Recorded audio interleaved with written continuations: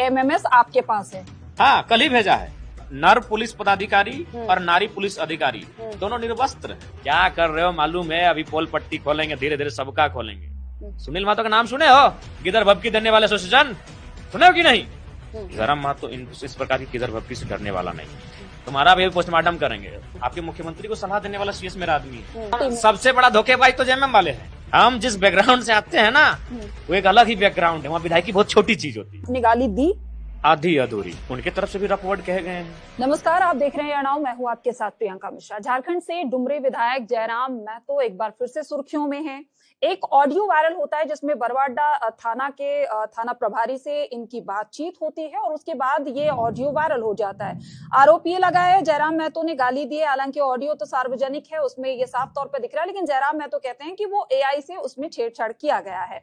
इसके बाद police men's association ने जयराम महतो के खिलाफ मोर्चा खोल दिया है। अब 5 दिनों का अल्टीमेटम दिया गया है कि अगर गिरफ्तारी नहीं होती तो हम लोग इसके खिलाफ आगे तक जाएंगे। जयराम जी, जिस तरीके से लगातार पुलिस मेंस एसोसिएशन आपके खिलाफ लगातार बयानबाजी भी कर रहा है और ये कह रहा है कि आपने गाली दी है और आपको ये हक नहीं बनता है कि आप इस तरीके से आप गाली दें। 5 दिन के अंदर गिरफ्तारी की मांग की गई है। देखिए, सबसे पहली बात है कि उनकी मांग निराधार है और उन्हें सबसे पहले बात वो कानून के रखवाले हैं। कानून की जानकारी होनी चाहिए, कानून की समझ उन्हें होनी चाहिए। कानून की समझ उनमें जरा भी नहीं है। वो यह मांग कर सकते थे कि हम कार्रवाई की मांग करते हैं और जो भी प्रकरण हुआ उस पे जांच की मांग करते हैं, या फिर विधायक से हम लोग माफी की मांग कर सकते हैं।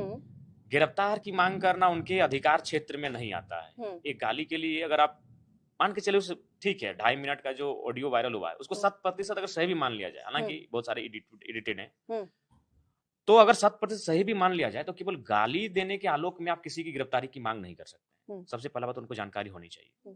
बिल्कुल जानकारी का उनको अभाव है।